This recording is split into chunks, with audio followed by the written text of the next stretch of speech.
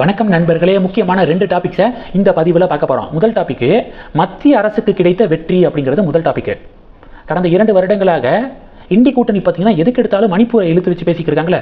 மணிப்பூரில் அது நடக்குது, இது நடக்குது, மணிப்பூரில் பிரச்சனை, மணிப்பூர் பற்றி எரிகிறது அப்படின்னு சொல்லிட்டு பாலிடிக்ஸ் பண்ணுறாங்க. இப்போது இது மாதிரியான கலவரங்கள் நடக்கும்போது ஆயுதங்களை வச்சு நம்ம கவர்மெண்ட்னால அதை தடுக்க முடியும், வெப்பன்ஸை பயன்படுத்தி அமைதியை கொண்டு வர முடியும். ஆனால் அது உண்மையான அமைதி கிடையாது. எவ்வளவு காலம் இராணுவத்தை அங்கே குவிச்சு வச்சு நம்ம அமைதியை ஏற்படுத்த முடியும்? அது உண்மையான அமைதியே இல்லைங்க. மக்களாக அமைதியாக இருக்கணும். எப்படி மக்கள் அமைதியாக இருப்பாங்க?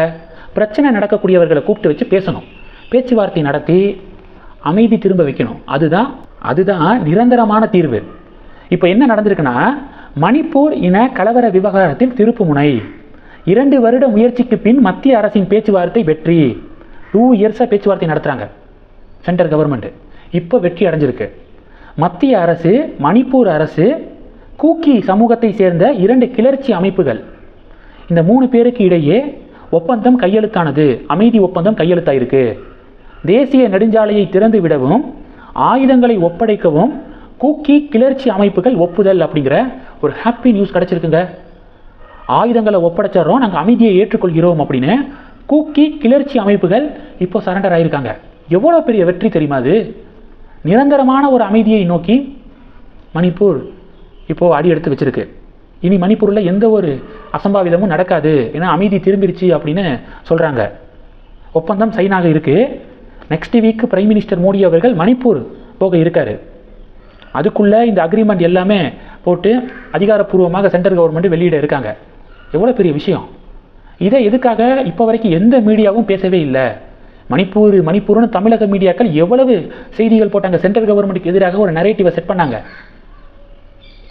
ஆனால் இப்போது எந்த தமிழக மீடியாவும் இந்த ஒரு செய்தியை வெளியிடவே இல்லை. இதுதான் தமிழக மீடியாக்களுடைய உண்மை முகம், லட்சணம். இது முதல் டாபிக். 2வது டாபிக் என்ன பார்க்க போகிறோன்னா, ஆக்ஸ்போர்ட் யூனிவர்சிட்டியில் பெரியார் உருவப்படத்தை திறந்தார் முதல்வர் ஸ்டாலின் அப்படின்னு சன் நியூஸ் செய்தி வெளியிட்டிருக்காங்க. இது பாஜகவினருக்கு பெரிய கொதிப்பை ஏற்படுத்தியிருக்கு. ஆக்சுவலாக ஆக்ஸ்போர்ட் யூனிவர்சிட்டி அப்படிங்கிறது 30க்கும் மேற்பட்ட கல்லூரிகளுடைய கூட்டமைப்பு. அதில் ஒரு கல்லூரி செயின்ட் ஆண்டோனிஸ் காலேஜ் அப்படிங்கிற ஒரு கல்லூரி. அந்த கல்லூரியில் இருக்கக்கூடிய ஏசியன் ஸ்டடி சென்டர் அப்படிங்கிற சென்டரில் இந்த நிகழ்ச்சி நடக்குது. கிட்டத்தட்ட ஒரு 210 பவுண்டு கொடுத்து அந்த சென்டரை வாடகைக்கு எடுத்துக்கலாம். அதில் நம்ம விருப்பப்படக்கூடிய நிகழ்ச்சியை நடத்திக்கலாம். அப்படி தான் திமுகவுடைய அயலக அணி என்ன பண்ணியிருக்காங்கன்னா, அந்த ஏசியன் ஸ்டடி சென்டரை வாடகைக்கு எடுத்து அங்கே ஒரு நிகழ்ச்சியை ஏற்பாடு பண்ணி அந்த நிகழ்ச்சிக்கு ஸ்டாலினை கூப்பிட்டு பெரியாருடைய உருவப்படத்தை திறக்க வச்சுருக்காங்க. என்னமோ ஆக்ஸ்போர்ட் யூனிவர்சிட்டியில் பெர்மனண்டாக அவங்களே சிலையை வச்ச மாதிரி தமிழக மீடியாக்கள் செய்திகள் போட்டுக்கிருக்காங்க. அதில் உண்மைத்தன்மை இல்லை அப்படின்னு பாஜகவினர் மறுப்பு தெரிவிக்கிறாங்க. எப்படி யுனெஸ்கோ அவார்டு கொடுத்தாங்க அப்படின்னு சொன்னாங்களோ, எப்படி ஆஸ்திரியா ஸ்டாம்ப்பு கலைஞர் 90 அப்படின்னு சொல்லிட்டு ஆஸ்திரியா நாடு ஸ்டாம்ப் வெளியிட்டிருக்காங்க அப்படின்னு சொன்னாங்களோ, 3000 ரூபா கட்டினா ஆஸ்திரியாவில் யாருக்கு வேணாலும் ஸ்டாம்ப் வெளியிடலாம். ஆனால் என்ன சொன்னாங்க தமிழக மீடியாக்கள்? ஆஸ்திரியா கவர்மெண்ட்டு இந்த ஸ்டாம்பை வெளியிடுறாங்க அப்படிங்கிற மாதிரி அடிச்சு விட்டாங்க. அதே மாதிரி தான் யுனெஸ்கோ அவார்டும். அந்த வரிசையில் இப்போ இந்த ஆக்ஸ்போர்ட் உருட்டுகள் அப்படின்னு சொல்லிட்டு இப்போ பாஜக சொல்ல இது ஒரு பெரிய பேசுபொருளாக மாறி இருக்கு. தினமலர் தான் இந்த ஆர்டிக்கலை வெளியிட்டிருக்காங்க.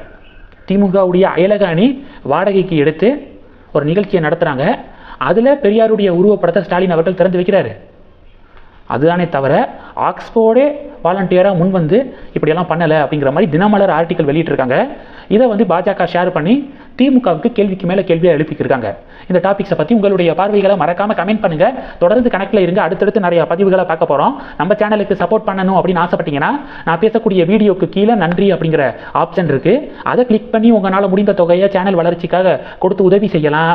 இல்லை ஜாயின் பட்டனை கிளிக் பண்ணி நம்ம சேனலுக்கு மெம்பராக ஆகலாம். நன்றி. ஜெய் ஹிந்த்.